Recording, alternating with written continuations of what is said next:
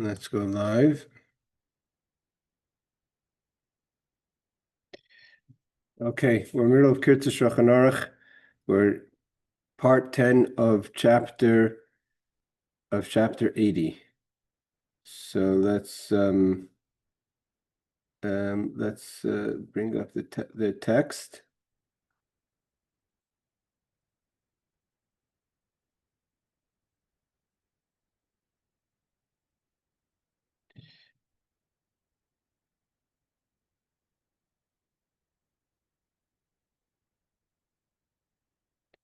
Hold on a second. Okay, here we are. We're holding. It's a little slow in the text here. We're holding law number 31. 1 second. Okay, we're holding law number 31. So the halacha says like this.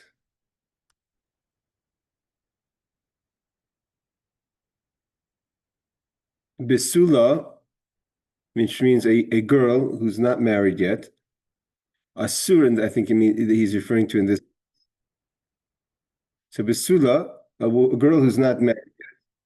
Let's see why. Asura likloya sareseha b'Shabbos is forbidden to braid her hair on Shabbos. See, one is not allowed to braid their hair for girls to braid their hair on Shabbos. Leila hater kli asa, if her hair was braided before Shabbos, obviously, she can't undo her braid on Shabbos. We'll see why in a second. Aval yochayla l'sakin sareseh b'yadeh, she can use her hands to fix her hair. Ubimasrei ka'asuya misar chazer, and if she has a brush made up of hard, like they called it hard hog hair. If it's a kind of, the concern is it's going to pull out the hair. So if you use a brush that pulls out hair when it brushes, so that's a problem. But if she's going to use one of these hard brushes that doesn't, it's like made out of hog hair, so it doesn't pull out the hair when they brush their hair, which would be forbidden to pull out hair on Shabbos. So then those kind of brushes she could use as well. Sorry. Sorry.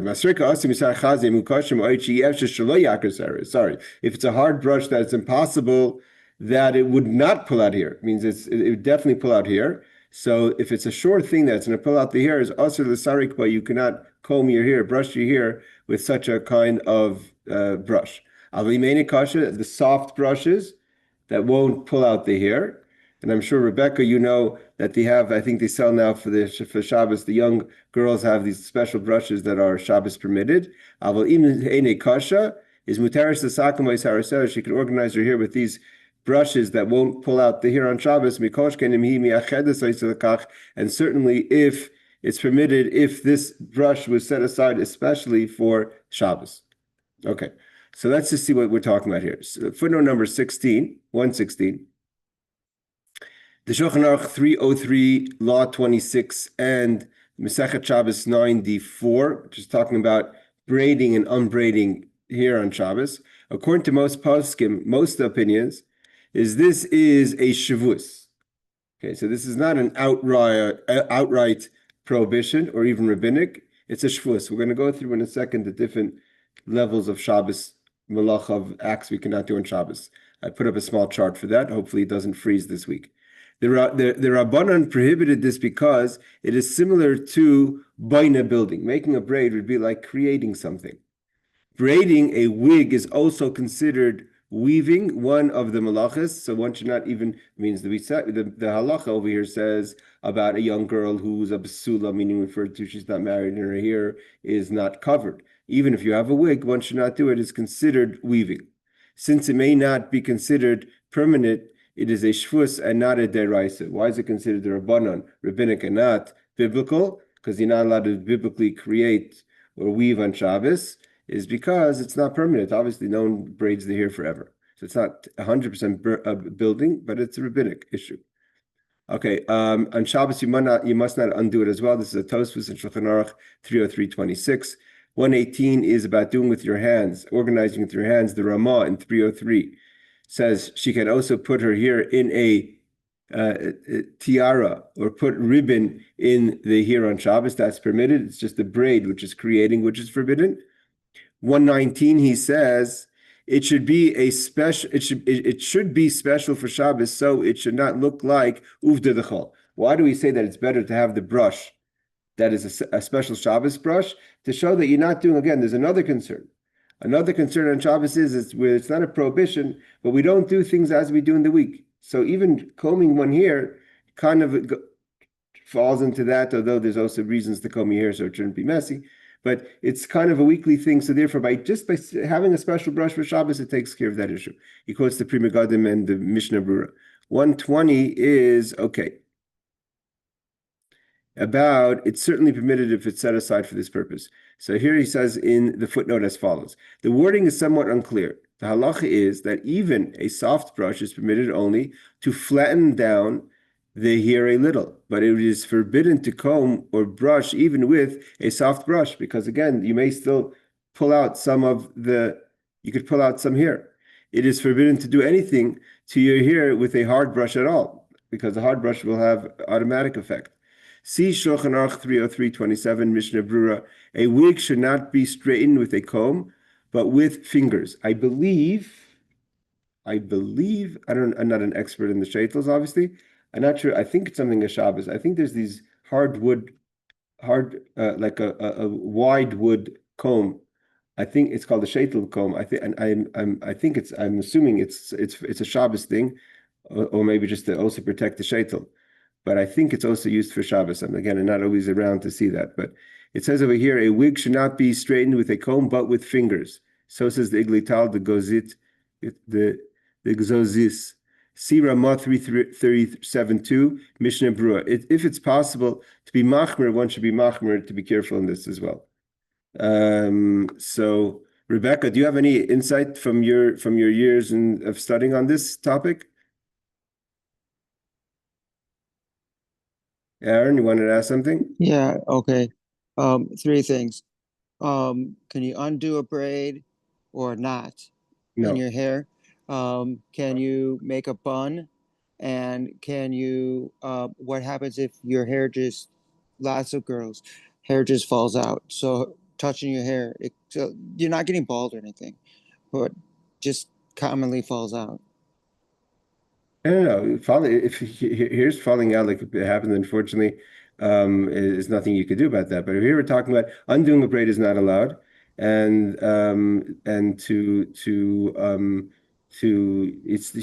says that one should use a special brush for Shabbos that is only used for like lightly, not to brush hardly through it, so it shouldn't pull out any of the hairs.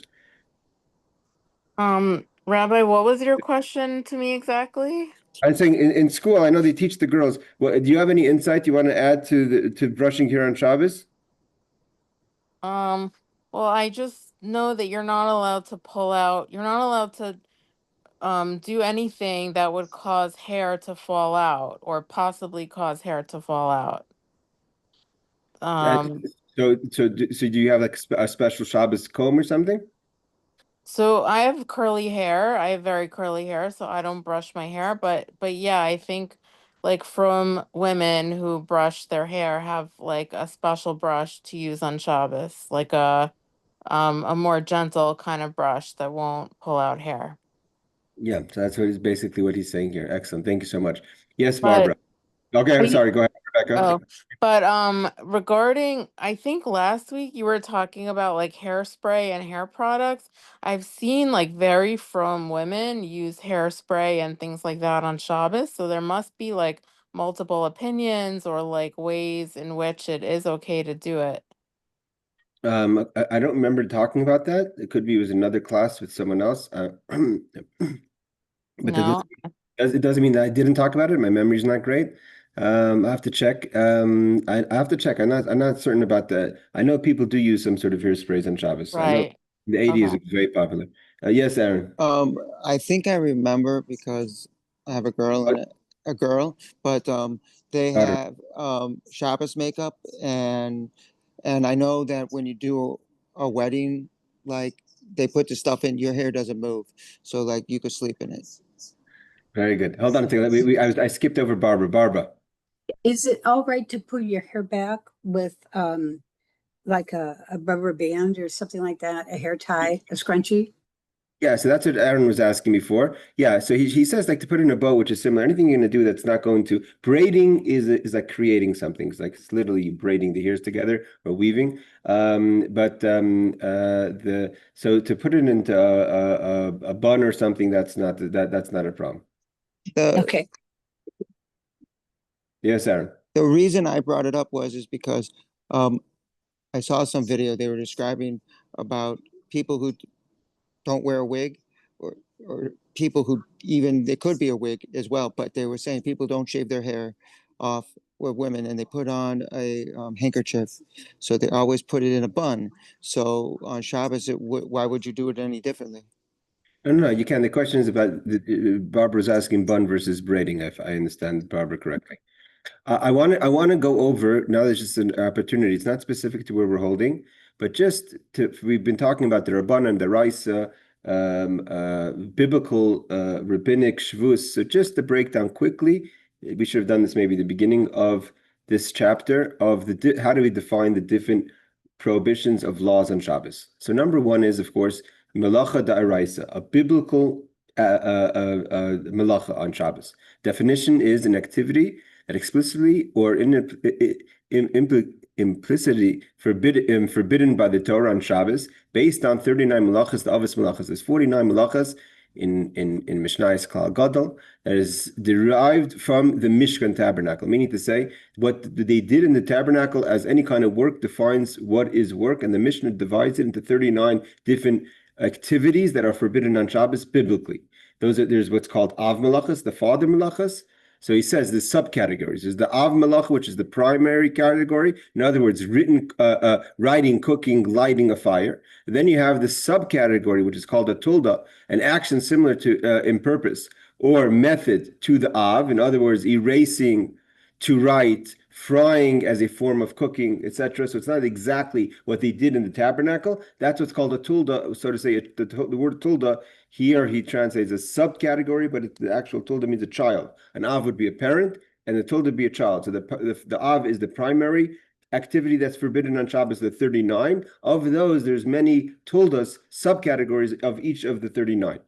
Halacha status, fully Torah prohibition. No matter what, whether it's a tulda or an av, it's a prohibition on Shabbos, punishable theoretically by stoning, which is skila, or karis, if intentional, or chatas offering of unintentional, meaning in temple times you'd have to bring a sacrifice. The difference between av melacha and tolda melacha could be in a situation where you have to bring a sacrifice, how many sacrifices you have to bring if you did many subcategories within one category. But as far as the sin and the prohibition goes, there's no difference between a tolda, a subcategory, or a biblical primary category. Yes, Rebecca. But in order to be chayav like that, didn't you have to do it in front of two witnesses and in public, and also be warned that it's usher? Yes, that's referring to the punishment. The punishment is the warning and the witnesses and all that. But as far as the prohibition goes, that doesn't change the fact. In the difference would be obviously if it's mazid, if it's intentional, or shoygig or unintentional. So and then you're right. Then there's a difference between what kind of punishment, whether it's kares, misa, or unintentional is to bring a sacrifice. But that doesn't change the end of the day that it's a prohibition, a biblical prohibition. Again, difference between Av Melach and Tolda. Now, the famous Rabbi Shmuel, who wrote in his notebook that he feels he's going to have to bring a shogeg when Mashiach comes. He lived over 2,000 years ago, so he penciled into his notebook that he felt he maybe did a unwilling a transgression that would obligate him to bring a sacrifice, a chatas. So he put a note that when Mashiach comes, he's going to bring it. So that one could do if one likes, if God forbid you ever do a transgression on Shabbos. But we're talking about the actual, to know what you are doing and what is its level of prohibition. There's biblical prohibitions, and in the biblical prohibitions, there are 39 activities that were done in the tabernacle that are the primary ones, and they have many subcategories, but they're still biblical as well. Yes, Aaron.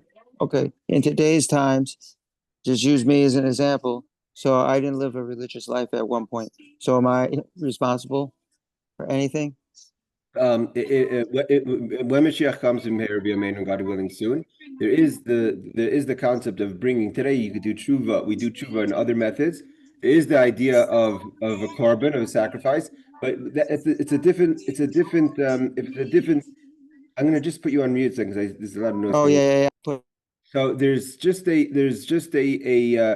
difference if you would have to bring one sacrifice because your lack of knowledge was one. It means it wasn't like you didn't know all the laws or specifics. You just didn't know the laws of Shabbos. So therefore, the halacha goes into how many sacrifices do you have to bring a sacrifice for each time you did a prohibition, or just because you had one lack of knowledge. So in your case, it would be just one lack of knowledge. There was just no knowledge of Shabbos. So it's really one sin could be really one thing that would need rectifying if you want to say that, though you're not responsible, you didn't know. But if you wanted to bring a korban to get rid of that unknown prohibition violation, it would fall into the category of one has to examine if it's the lack of knowledge is only one. You didn't know the laws of Shabbos. So therefore, it wasn't like every Shabbos you violated Shabbos. You never knew it was a single lack of knowledge. The Mishnah discusses that. Okay, so that's the first category. First category is the Daraisa biblical prohibitions that are broken up in two categories, the 39 primary and the subcategories of the Tolda. Number two is the Melacha D'Rabbanan, rabbinic prohibitions. What's the definition of a rabbinic prohibition? Actions not forbidden by the Torah, but restricted by Chazal. Our rabbis, Chazal meaning our rabbis, to prevent Shabbos violations or preserve its sanctity. So there's two levels within the rabbinic. One is that the rabbis were concerned that certain activities would lead to a biblical activity, or certain activities are not Shabbostic. So here he gives the reasons. One reason is what's called, he breaks it up into different reasons they would put on these extra prohibitions. One is a gzeira. A gezerah means offense to prevent Torah violation. In other words, squeezing fruit may lead to extracting juice. So if we don't want you to extract juice, which is a biblical, so the rabbis put a fence to not even squeeze the fruit so the juice shouldn't come out. So that's an example of a gezerah of the rabbis to fence off to protect the biblical prohibition. Then you have what we learned before about, that's why I mentioned it, about the brush of uvdin dechol, something that's a weekday-like actions, inconsistent with Shabbos spirit. Means it's not we're concerned that you're going to violate Shabbos, but that it's too weekly and therefore it takes away from the spirit of Shabbos. This would go into the question that we've raised over the time about preparing, going to a ball game on Shabbos, in a way that you figured out a way it's permissible on Shabbos. So even if you figured out a way to make it permissible as far as the prohibitions of Shabbos goes, and it's very difficult that should be the case. But hypothetically, if it was, it wouldn't be. It's not Shabbos dik. Then you have what's called zilzal Shabbos, disrespecting the holiness of Shabbos, which is even more, which is in actions that are inappropriate. For instance, asking a non-Jew to do malacha, amir l'nachir, that's playing musical instruments on Shabbos, or muktzah, handling certain items, could come under the zilzal. Or there's other reasons. Muktzah, he puts it in the category too broad. But there's things that are considered disrespect for Shabbos. Difference in disrespect and uvin l'chol is something weekday-like is not necessarily disrespectful for Shabbos. It's just not in the spirit of Shabbos. Okay. Shavuos. What is a Shavuos? We just mentioned before that I think it was about combing was a Shavuos. It says a special classic rabbinic Melachos, generally passive, non-productive activities forbidden due to the above rabbinic concerns. Okay, what is a Shavuos? Types of Shavuos Gomer, a plain rabbinic prohibition not related to any melacha. Example, climbing a tree on Shabbos.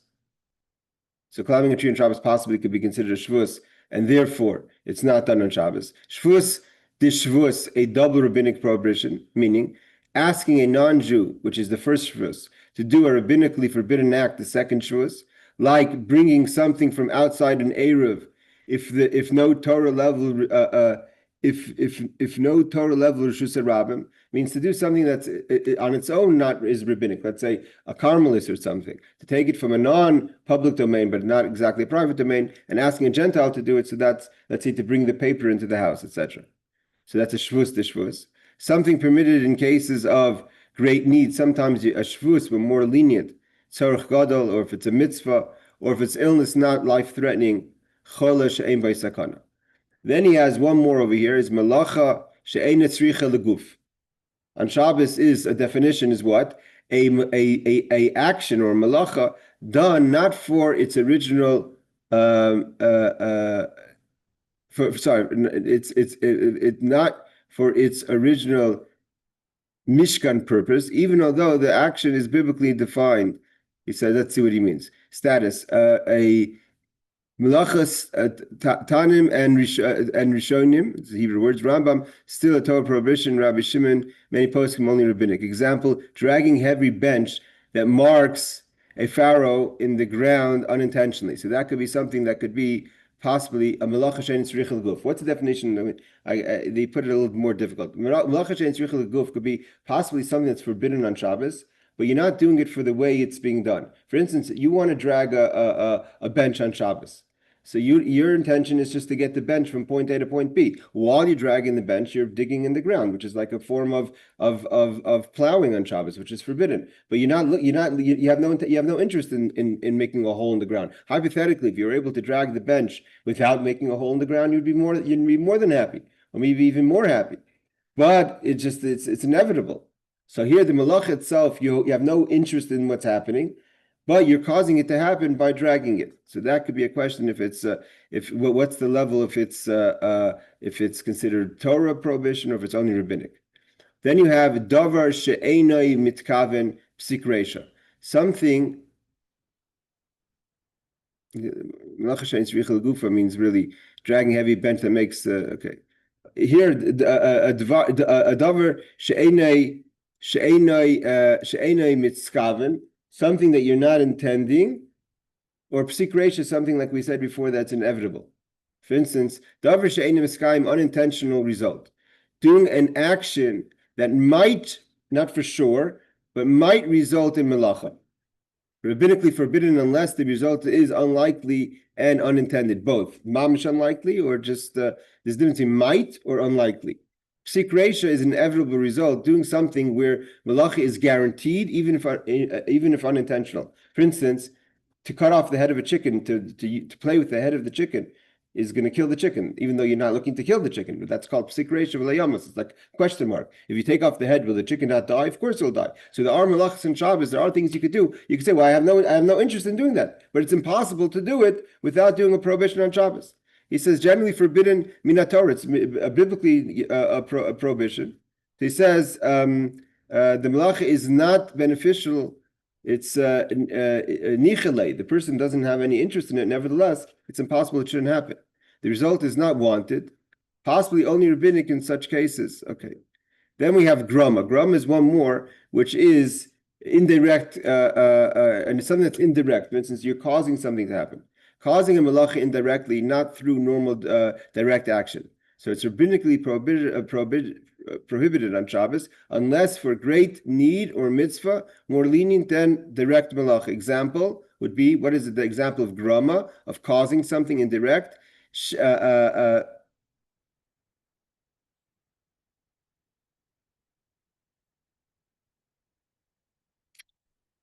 Okay, this we have to go into this example, not so simple. Setting up something before Shabbos that will result in fire or electricity activating during the Shabbos, which is what we spoke about. Aaron spoke about setting up a Shabbos clock for air conditioning or ovens, etc. So ovens, obviously, Shabbos not allowed, but Yom Tiv. But we do have Shabbos clocks, right? So Shabbos clock is permitted on Shabbos. So it's not exactly a great example because we have the Shabbos clock that turns on and off the lights on Shabbos. Yes, Aaron. What about, because I have the Israeli, made in Israel, the plate that doesn't have any knobs on it. You plug it in, it turns on, it's one temperature, and then it turns off. You can or you can't use a Shabbos clock. Say that again. Okay. I have a hot plate. It's the Israeli one. It has no knobs, nothing. You plug it in, it's on, you unplug it, it's off, and it keeps your food warm. So could you use a Shabbos clock or not? To plug in, let's say your hot plate on Shabbos, to go on Shabbos clock. So you plug it into a Shabbos clock instead of directly into the wall. On Shabbos to plug it into Shabbos clock? No, you do this all. You set this all up before Shabbos. But my question is that allowed on Shabbos to turn on and off? The problem with the hot plate on Shabbos is is that one of the conditions of the hot plate is that for the foods that have to remain on it the whole Shabbos, if you have the hot plate set up in such a way, like we learned the examples given of pots on top of pots, where things that are not liquidized, like even like I saw the halachas even putting on dry ice, that's on frozen chalas, that will melt and become liquidized. Like going on a blech could be problematic. But let's say the things that you're allowed to place on Shabbos on a hot plate.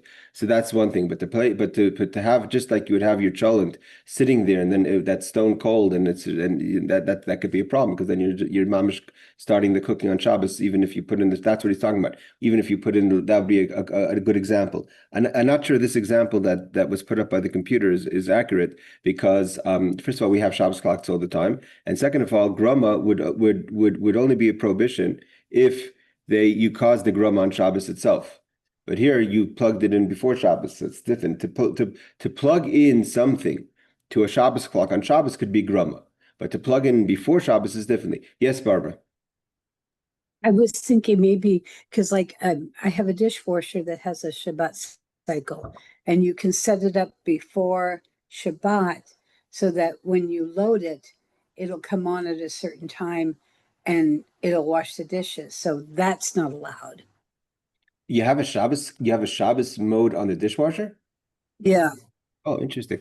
Well, the problem obviously with the dishwasher would be if you're washing dishes that are not needed for Shabbos, but and there's no lights or anything that goes on and off, or like a lot of these dishwashers have lights that go on when you open the door. But let's say they didn't have any of that, and it's just set up to wash the dishes on Shabbos, and it's set on Shabbos mode. I have to check into that. But I don't think that's grama. Grama would be a case of the grama itself has to be done on Shabbos.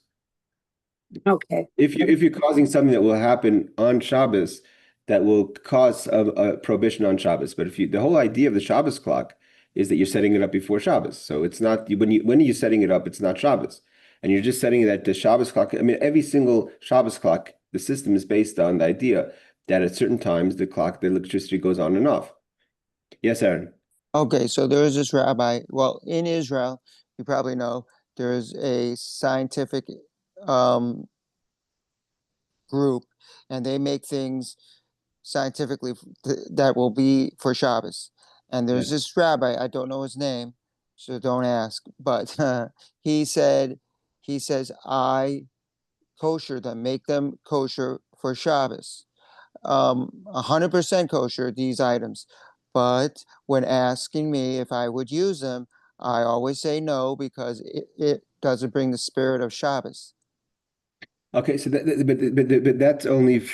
that's his own opinion. The rabbis that the institute is the Halpern Institute, that they've operated the Shabbos elevators, and some Barbara, you were talking about the Shabbos vehicles that are permitted on Shabbos.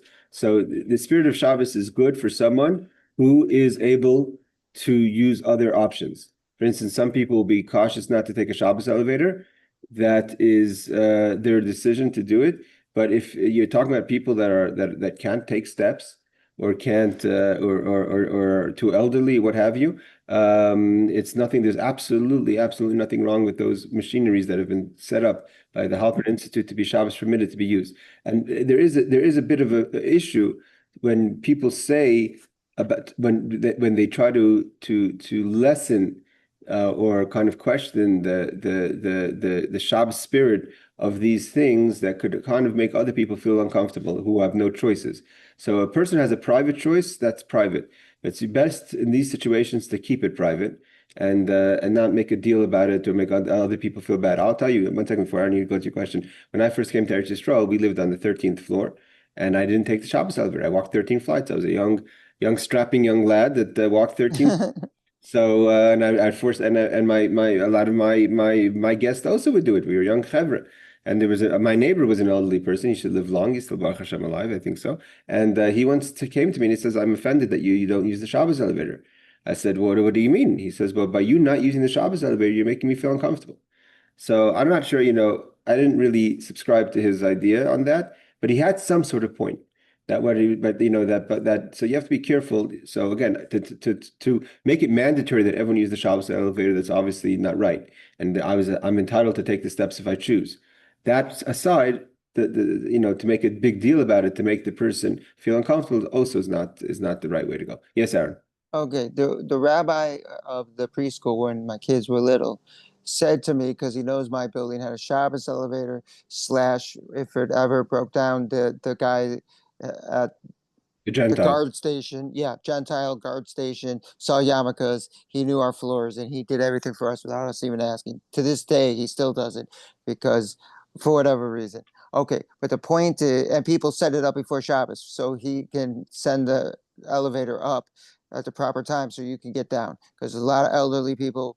But anyways, the thing is that the rabbi told me you can use the elevator, but what if it's a load bearing one? So more power if there's more people on it. So then you'd make it use more power because the weight. And then I said to him, okay, so at that time, it didn't bother me to walk 12 flights of stairs, like you said, but I still wanted to use it. But I said, what about the people who can't walk up those stairs?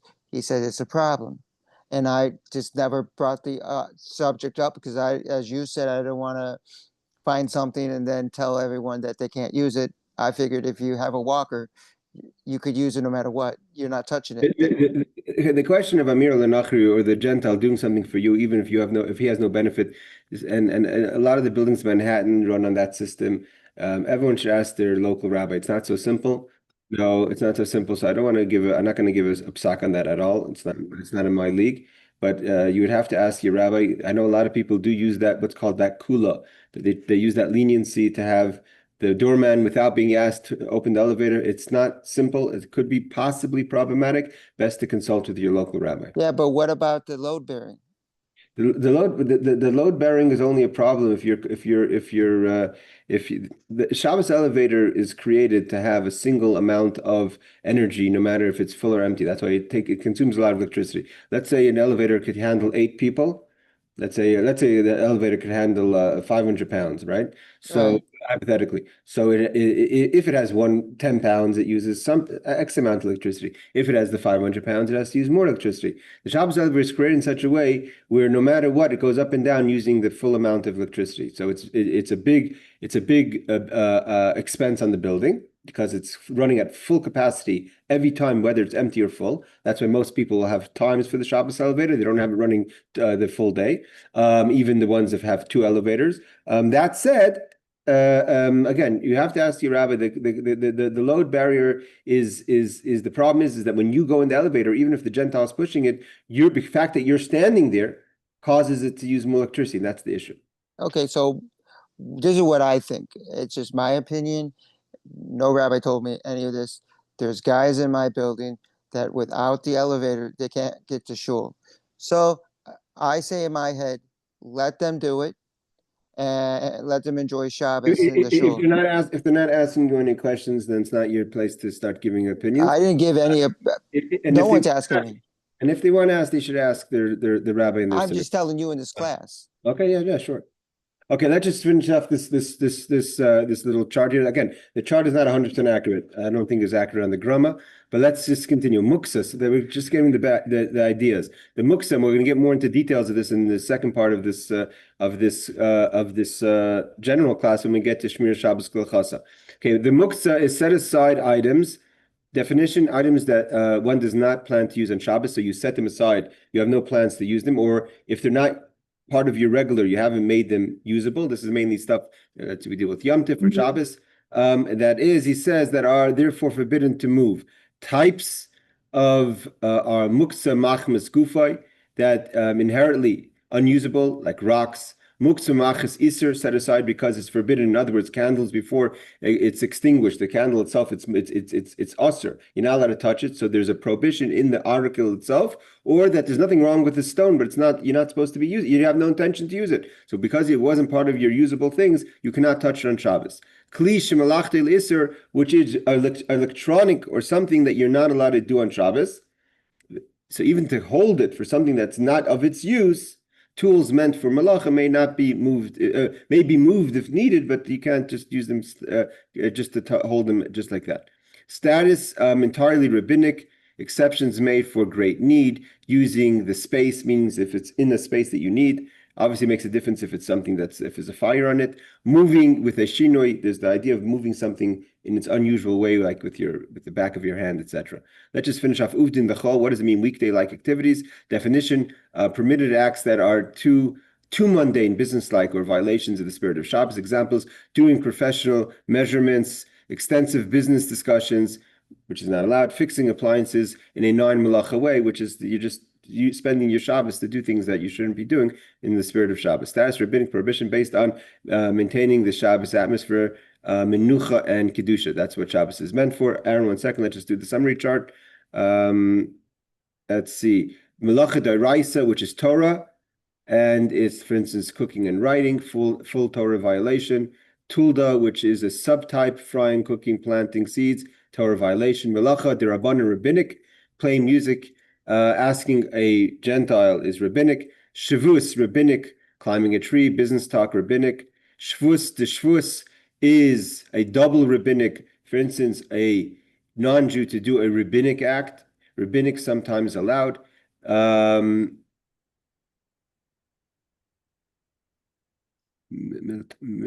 I'm not sure what that is.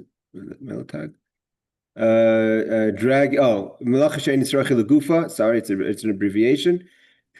If you don't have any need for what's being done, for instance, the dragging the bench, disputed rabbinic or Torah, if it's something that's going to happen for sure, but it's not, you have no interest in it, is opening door, causing lights to go on. For instance, the example, that's a good example. If the idea of when you walk by, are you allowed to walk by houses that have sensories on them that for sure that your neighbor has a sensory light, and if you walk by, it turns the light on. You have no interest in the light. That doesn't benefit you any way, but it's an absolute certainty that it's going to go on. So that would be an example of psik reisha delay nichele. It's going to happen. Psik reisha means it's for sure going to happen. But delay nichele, I have absolutely no interest in what happens. It's irrelevant to me if the light goes on. It could possibly even be annoying. So that's rabbinic, like opening doors, causing light. That's rabbinic. What if you can't stop from passing it? If you could walk around, is always the best. There are some people who go into that there is such a concept where it's like literally that where you could, in the sensory lights, there are some people that are lenient because it's like literally, it's not just psik reisha layamas, it's just, it's, you're doing your thing. But if you can be careful to not, if you could get around it, you're supposed to try to get around it. Let's say your neighbor has it and you could cross the street, but if you forget sometimes, or if you didn't know, if you come to a new place. Grama is indirectly triggering electricity, but that's questionable if that's a problem, if it's done before Shabbos. Muktzah, something, moving tools, money that you don't need. Uvzin the cholf, fixing glasses, let's say without tools, would be an example of doing something that you're not doing anything that's forbidden on Shabbos, but it's not in the spirit of Shabbos. Okay, I'm gonna go. I have to leave a little early today, so let's do one more malach let's do one more law in the actual text. Okay, sorry for that long distraction, but I just wanted to get some ideas of the different levels of, we're mentioning all these different prohibitions and what they fall under, so we should just have a basic idea of what these things are. We did it a little fast. We'll do it more in depth when we get to the second part of this class. Lamed Beis, Leiv. So it says, Beged v'kiyotze by sheishel of eze lichluch. If you have a garment that has some stain, mekanche b'smartut v'kiyotze by, you could wipe it off with a rag or something similar. You should not pour water on your clothing, because by pouring water on the clothing, it's like washing your clothing, which is a prohibition. Let's say your child has urinated on your clothing, or his clothing, her clothing. You can't pour water. If you could, again, you have to be careful about what kind of ground. If it could cause planting is a problem. But if you're talking about a dry area where there's no concern of planting and there's urine there, you can't spill water, not in a way of mopping, but just to kind of push the urine away. But what happens when you want to wash your hands and dry your hands on a towel? Right. So is that are you making the towel wet? Is that considered like washing? Better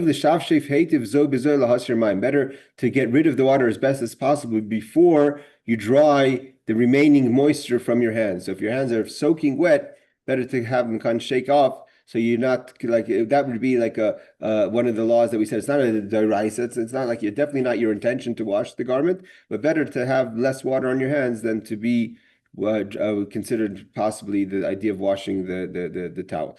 Because over here it's just a little water, and it was actually you're cleaning your hands, not so it was dirty in the first place. It's different. That's only talking about white towels, but colored towels are less of a problem because that's not how one washes them. All right, let's just do the footnotes on this, and we'll finish the class. Open up to quick questions. I have about 5 minutes left. It says it may be wiped lightly so as not to squeeze the dirt oil out of the garment. So even when you wipe it, don't wipe it hard. You have to wipe it lightly with a dry towel. Number 22, 122. This rule applies to other liquids as well, not just water.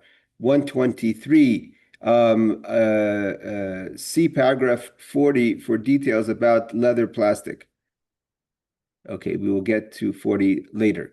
124 is Shulchan Aruch 302.10. This, which is talking about when you dry your hands to try to get rid of the water first, to try to dry off your hands before you hit the actual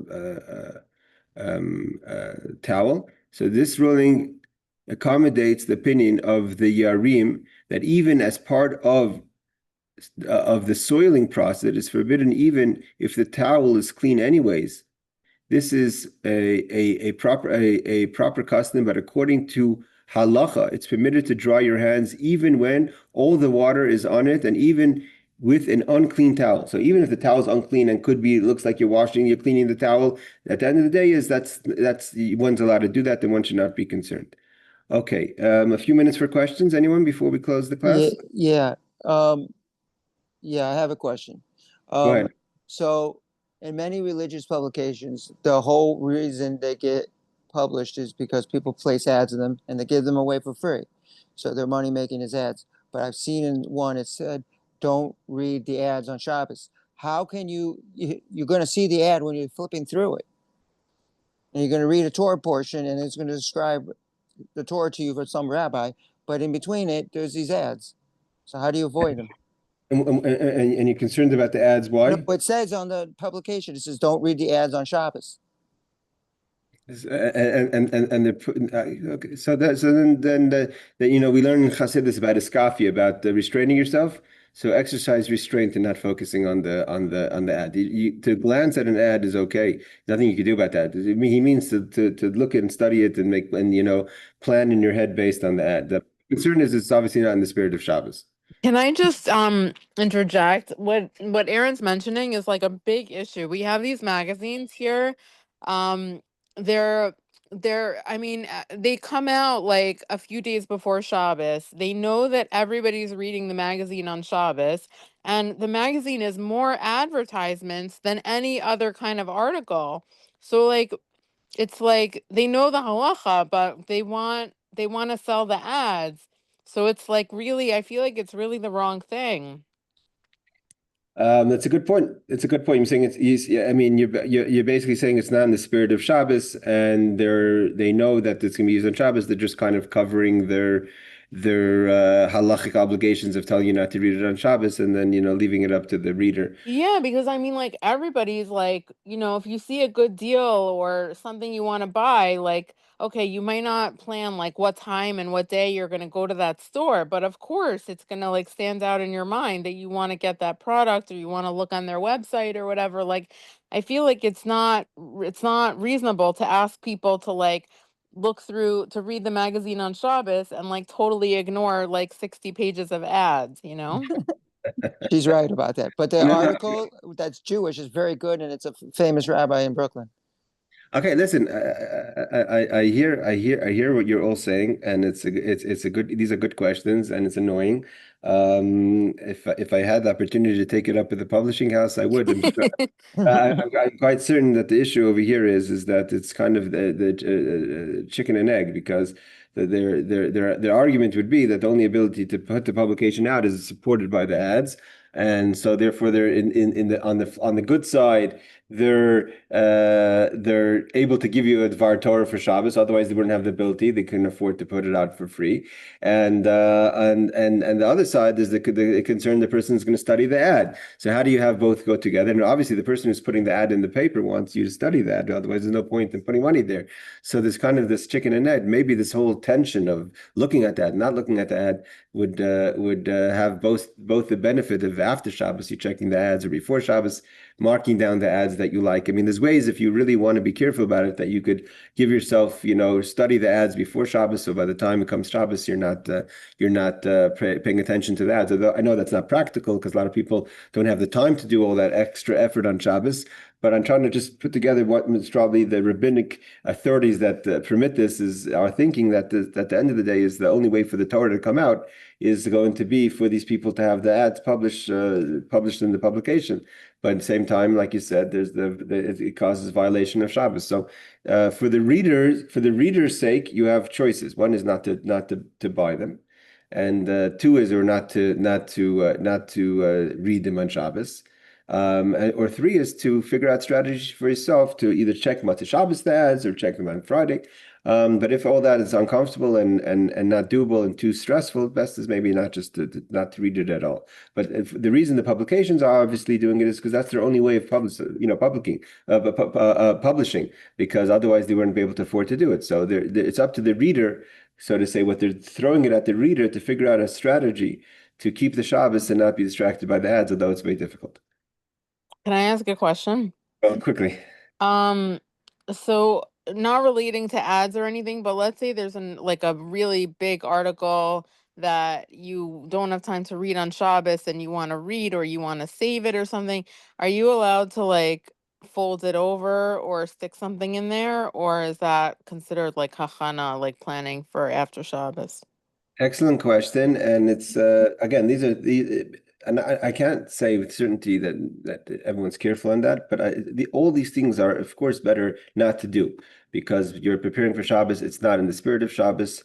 To get back to it, obviously, if you read most of it and you want to just continue reading it, it's a bookmark. You allowed to put a bookmark in on Shabbos. That's you're reading your book. Permissible book on Shabbos, and you're holding your middle. You want to put a bookmark. Are you allowed to do it on Shabbos? You're preparing for the next time you read it. You may not read it on Shabbos. So again, this is all. We did have the idea that there's certain things that cause stress that in itself is not Shabbosdik. So, like for instance, someone who doesn't like the dirty dishes on Shabbos causes a person stress. So then there's those who are lenient to say you could clean your house because that's part of your menucha. So again, we don't that doesn't apply to straight up violations of Shabbos. But if something is a question of uvdin l'chol, if something of Shabbosdik or preparation for Matzah Shabbos, like washing the dishes, but it enhances your Shabbos experience, then there's a discussion there. All right, ladies and gentlemen, thank you very much, and we'll see you, Bez Hashem, for this class next week. Thank you, Laila. Rabbi.